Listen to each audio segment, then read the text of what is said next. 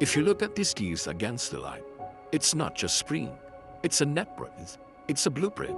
Most people see a forest or a garden and they just see mess. But nature is actually a bit perfectionist. It is obsessed with patterns. Today, our team is going to document the 12 specific patterns across 14 objects. And the most interesting part is, these patterns are just in the forest. They're right here, in us. Let me show you what we have found.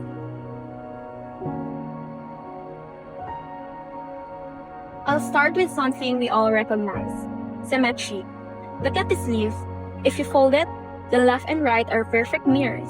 That is reflective symmetry. But look closer at us. Our faces, our bodies, we are built on this exact same axis, which we all call bilateral symmetry. It's nature's way of creating balance and stability so things can move, grow, and function evenly. We are quite literally mirror images of nature's most basic law. It's a bit humbling to realize your own face follows the same math as a seedling. But symmetry is not just a mere split. Sometimes the pattern radiates from a central point, which we call radiosymmetry.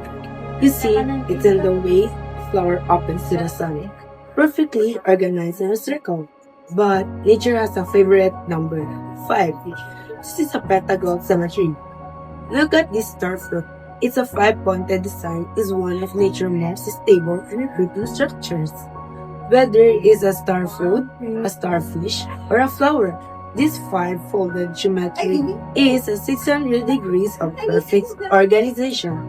It's nature's way of ensuring it doesn't mess a thing.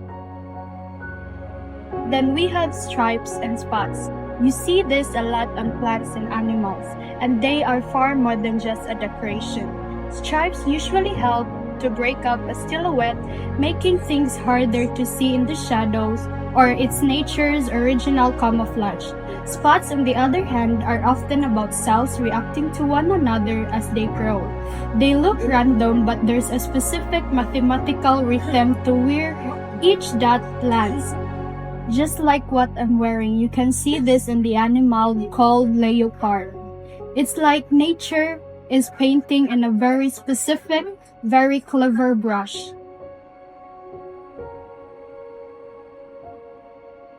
This is my favorite part, fractals. If you look at this fern, a tiny branch looks exactly like a whole plant. It's a pattern that repeats forever from the smallest scale to the largest. And it's inside us too. The way our lungs branch out or the way our veins carry blood is a fractal. It's how nature fits infinite complexity into a small space. We see that efficiency in the spiral of a snail shell too.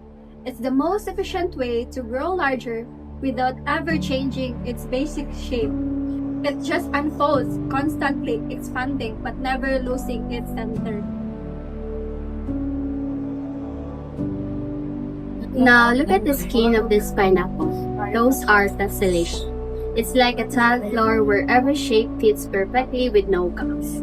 Nature is the ultimate contractor. It hates wasted space. And when it wants to fill a space with something lighter, it uses foam.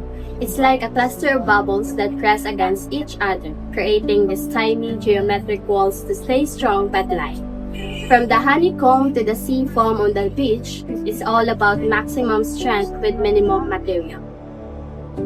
We see bubbles at all the times, but they are actually engineering marvels. A bubble is always trying to be a perfect sphere to minimize its surface area. It's pure physical tension. But when that surface cannot hold it anymore, or when things dried out, you get cracks.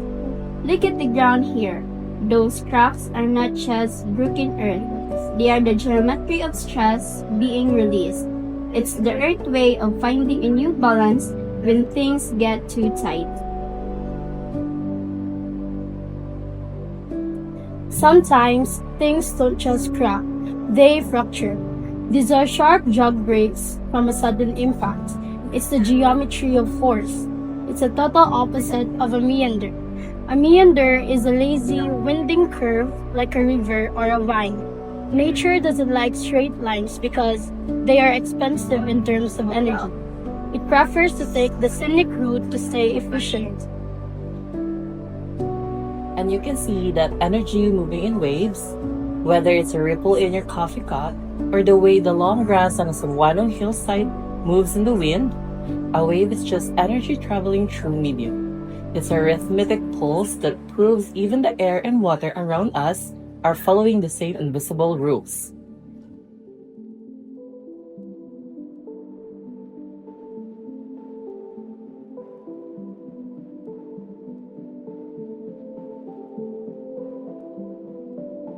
We spent this entire journey looking for a clue. We looked at the stars in our feet and the mirrors in our faces, and the infinite repeats in its firm beneath our feet.